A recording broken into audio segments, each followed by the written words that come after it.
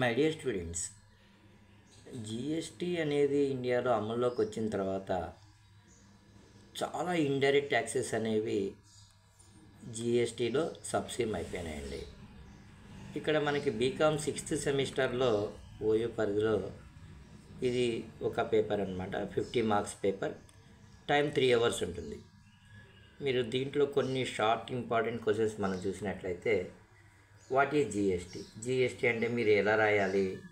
It is a goods and services tax which is an indirect tax which is a destination based tax అని రాయాలండి. Destination based tax అనమాట. And it's also a value added tax అనమాట. What is invoicing? Invoicing is nothing but billing of transactions like purchases and sales అనమాట. ఇక్కడ tax invoice అనేది ఉంటుందండి. Tax invoice అంటే it is a financial document which is a proof for the sale of goods అనమాట. Bill of supply will be issued by a GST registered person who supply the goods which are not taxable అనమాట. ఒక్కొక్కసారి మనం GST register అయ్యే ఉంటాం, కాకపోతే మనం అమ్మిన గూడ్స్కి మాత్రం జిఎస్టీ అనేది ఉండదన్నమాట. అంటే ఇప్పుడు ఫుడ్ ఐటమ్స్ మీద జిఎస్టీ లేదు. అలాంటి సందర్భంలో మనం బిల్ ఆఫ్ సప్లై అనేది ఇష్యూ చేయాలి. Composition scheme is one of the best scheme under GST which is suitable for small traders. A traders up to annual turn over of 75 lakhs can opt for this composition scheme. ఇక్కడ composition స్కీమ్లో ఉన్నటువంటి డీలర్ని composite dealer అని పిలుస్తారు. ఇతను customers దగ్గర GST తీసుకోకూడదు. Customers ఏదైతే GST pay చేయాలో అది మొత్తం కూడా డీలరే పే చేస్తాడు. దీంట్లో రేట్స్ అనేవి 0% నుంచి 5% వరకు ఉంటాయన్నమాట. ఇతను ట్యాక్స్ ఇన్వాయిస్ ఇవ్వకూడదు, బిల్ ఆఫ్ సప్లై అనేది ఇవ్వాలి. ఇది యూనిట్ 3లో ఉంటుంది, చూసుకోండమ్మా. ఈ వే బిల్ అనేది ఎలక్ట్రానిక్ వే బిల్ అనమాట. గూడ్స్ అనేది ట్రాన్స్ఫర్ చేసినప్పుడు ఈ బిల్ని మనం వెహికల్ ఓనర్కి ఇవ్వడం జరుగుతుంది. వెహికల్ పంపించే డ్రైవర్ కానీ వాళ్ళకి కానీ. దీంట్లో what type of goods we are sending, దాని వాల్యూ ఎంత, ఇవన్నీ ఉంటాయి అన్నమాట. తర్వాత ఈ రిజిస్టర్, ఎలక్ట్రానిక్ రిజిస్టర్ అని పిలుస్తారనమాట. ఇవి జిఎస్టీ రిజిస్టర్డ్ పర్సన్స్కి 3 రిజిస్టర్స్ వస్తాయి. ఈ క్యాష్ రిజిస్టర్, ఈ లయబిలిటీ రిజిస్టర్, ఈ క్రెడిట్ రిజిస్టర్ అనమాట.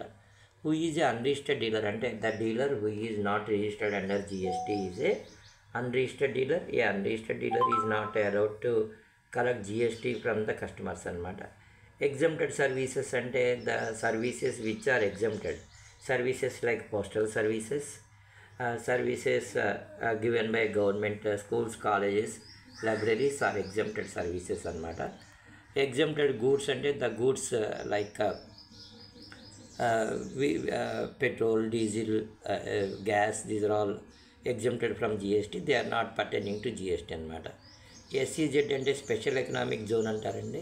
దీనికి యూనిట్ నెంబర్ 3లో ఉంటుంది, మనకి చూసుకోండి. Any supplies to SEZ are treated as 0 rated, nil rated supplies అనమాట. అంటే సప్లై చేసినప్పుడు GST తీసుకోవాల్సిన అవసరం అనేది లేదు.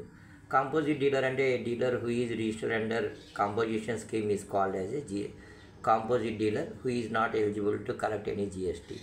క్యాన్సిలేషన్ ఆఫ్ సర్వీసెస్ అంటే ఎవరైనా సరే ఒక సెల్లర్ కానీ బయ్యర్ కానీ ఒక సర్వీసెస్ని కాంటాక్ట్ చేసుకున్నాం అంటే ఏదైనా మ్యారేజ్ ఈవెంట్ కానీ లేదా మెహందీ కాంపిటీషన్ కానీ ఇవన్నీ పెట్టుకున్నాం అంటే సర్వీసెస్ ఇవ్వడానికి అగ్రిమెంట్ చేసుకున్నాం, ఫంక్షన్ హాల్స్ ఇవన్నీ కూడా ఒక్కొక్కసారి అనుకోని సందర్భాల్లో క్యాన్సిల్ చేయొచ్చు అనమాట. The cancellation may be happened on part of the buyer or the seller.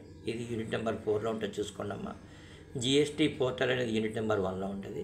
www.gst.gov.in ఏదైతే ఉందో దాన్ని జిఎస్టీ పోర్టల్ అంటాం. ఇది అఫీషియల్ పోర్టల్ అనమాట. GST payment can be made with in the time అనమాట. ఇది త్రూ ఆన్లైన్ ఆర్ ఆఫ్లైన్ మనం pay చేయొచ్చు. జిఎస్టీ రిటర్న్స్ అనేవి, return is a financial document send by the dealer to the government అనమాట. GSTR 1, GSTR 2, 3, 3A, 3B ఇలా ఉంటాయన్నమాట. Time line for payment of GST అంటే ఎప్పటిలో pay చేయాలి. అంటే ఈ మంత్ అమ్మిన, ఇప్పుడు ఈ ఏప్రిల్లో ఉన్నాం, ఏప్రిల్లో సేల్ చేసి మనం కలెక్ట్ చేసిన GSTని నెక్స్ట్ మంత్ 15th మనం పే చేయాల్సి ఉంటుంది. ఇంట్రా స్టేట్ ఇన్వర్డ్ సప్లై అంటే ఇన్వర్డ్ అంటే పర్చేస్ అనమాట. ఇంట్రా స్టేట్ అంటే with in the state. When the buyer and seller who belongs to the same state. It is known as intra state inward supply. అక్కడ మనకి CGST and SGST వేస్తారు. Class చెప్తున్నప్పుడు వినండి అమ్మా. ఎవరు చెప్తారమ్మా? ఎందుకు కొంచెం టైం ఇవ్వండి అమ్మా. You are not wasting your data. Inter state outward supply అంటే when the buyer and seller who belongs to the two different states such kind of supply is said to be outward supply అంటే sales అనమాట. అది inter state inward supply of services. ఇది ఒకటి చూసుకున్నామ్మా. Anything which is not goods is treated as services అనమాట. లాంగ్లో benefits and limitations of GST ఈసారి కూడా ఇంపార్టెంట్ అమ్మా. చాలా ఇండైరెక్ట్ ట్యాక్సెస్ని సబ్సూమ్ చేసేసుకుంది. సో ఇక్కడ లిమిటేషన్ ఏంటంటే కాంప్లికేషన్ ఆఫ్ రేట్ సిస్టమ్ అనమాట. 0%, 5% ఇలా డిఫరెంట్ రేట్స్ ఉండే టైంకి కొంచెం కన్ఫ్యూజ్ అవుతుంది. టెక్నాలజీ అనేది కావాలన్నమాట. రిజిస్ట్రేషన్ ఆఫ్ జిఎస్టీ, ఏ డాక్యుమెంట్స్ కావాలి, రిజిస్ట్రేషన్ ప్రాసెస్ మీకు అది ఇంపార్టెంట్ క్వశ్చన్ చాలాసార్లు వస్తుంది. ట్యాక్సెస్ సబ్స్యూమ్డ్ అనమాట. వ్యాట్ ఇవన్నీ కూడా కలిసిపోయినాయి కదండి. ఈ ట్యాక్సెస్ సబ్స్యూమ్డ్ అంటే ఏమేమి కలిసిపోయినాయి, ఏమేమి కలవలేదని అడుగుతారు. How to enable GST goods అనేది యూనిట్ నెంబర్ 2లో ఉంటుందండి. టాలీలో ఏ విధంగా F11 ప్రెస్ చేసి F3 దీనికి 2 స్క్రీన్స్ అనేది మీరు వేయాల్సి ఉంటుందండి. Intra state outward supply, supply of goods with GST, return of goods. There are 2 types of returns ఉంటాయండి. Purchase returns and sales returns అనమాట. నేను చెప్తున్నాను, అర్థం చేసుకోండి అమ్మా. ఈ రిటర్న్స్ని మనం రికార్డ్ చేసేటప్పుడు debit note and credit note అనేది ఇష్యూ చేయాలి. వాటిలో మనం సప్లిమెంటరీ ఇన్వాయిస్ అని పిలుస్తారనమాట. Determination of time, place and value of supply. ఇది చాలా ఇంపార్టెంట్ అండి జిఎస్టీలో. టైం ఎందుకంటే మనం సెల్లర్ ఎప్పటిలోపు గవర్నమెంట్కి జిఎస్టీ పే చేయాలో తెలుసుకోవడానికి టైం ఇంపార్టెంట్. ప్లేస్ అనేది సిజిఎస్టీయా, ఎస్జిఎస్టీయా, ఐజిఎస్టీయా అని నిర్ణయించడానికి ప్లేస్ అనేది. వాల్యూ అంటే అసలు ఎంత మీద మనం జిఎస్టీకి క్యాల్కులేట్ చేయాలి. నువ్వు 10,000 గూడ్స్ కొన్నావు, 10,000 మీద 9% అంటే అది వాల్యూ అనమాట. అట్లా తర్వాత advance receipts and advance payments అండి. ఒక్కొక్కసారి బిజినెస్లో మనకి advance receipts and advance payments అనేవి వచ్చేస్తుంటాయి. అది ఏ విధంగా రికార్డ్ చేయాలి యూనిట్ నెంబర్ 3లో ఉంటుంది చూడండి. How to record import of goods under GST. Imports and exports అనేవి చాలా ఇంపార్టెంట్ అండి. ఇంపోర్ట్ ఆఫ్ గూడ్స్ని ఇంట్రా స్టేట్ సప్లైస్గానే మనం తీసుకుంటాం అన్నమాట. అలాగే మిక్స్డ్ సప్లై, కాంపోజిట్ సప్లై ఇలా ఇంపార్టెంట్ క్వశ్చన్స్ నేను ఇచ్చానండి. 15 ఇంపార్టెంట్ క్వశ్చన్స్ ఉన్నాయి. ఇంకా 2 అడిషన్ క్వశ్చన్స్ కూడా ఇచ్చాను. Wish you all the best అమ్మ. నేను ప్రతి ఒక్కటి కూడా ఎక్స్ప్లెయిన్ చేయగలుగుతాను.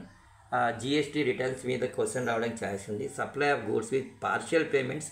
ఒక్కోసారి అంటే అడ్వాన్స్ కాదండి, కొంత తక్కువ మొత్తం అంటే విత్ అడిషనల్ ఛార్జెస్ కావచ్చు. పార్షియల్ పేమెంట్ ఇచ్చి మనం గూడ్స్ తీసుకెళ్తాం అనమాట. మిగిలిన అమౌంట్ ఎప్పుడు ఇస్తామనేది ఆ రోజు మనం ఎలా డీల్ చేయాలి అంటే మరి బిల్ ఆఫ్ సప్లై ఇవ్వాలా, లేకపోతే ట్యాక్స్ ఇన్వాయిస్ మళ్ళీ ఇవ్వాలా, జిఎస్టీ ఎలా లెక్క చేస్తారనేది యూనిట్ నెంబర్ 5లో ఉంది, చూసుకోండి అమ్మా. Recording of multiple supplies with single invoice అనమాట. How to record intra state outward supply. Wish you all the best నాన్న. మీరు మంచిగా చదవాలి, ఎగ్జామ్ బాగా రాయాలని చెప్పి మనస్ఫూర్తిగా నేను కోరుకుంటున్నానమ్మా. ఓకేనా? ఇంకా ఏమైనా డౌట్స్ ఉంటే కూడా మీరు నన్ను అడగవచ్చమ్మా ఎప్పుడైనా సరే.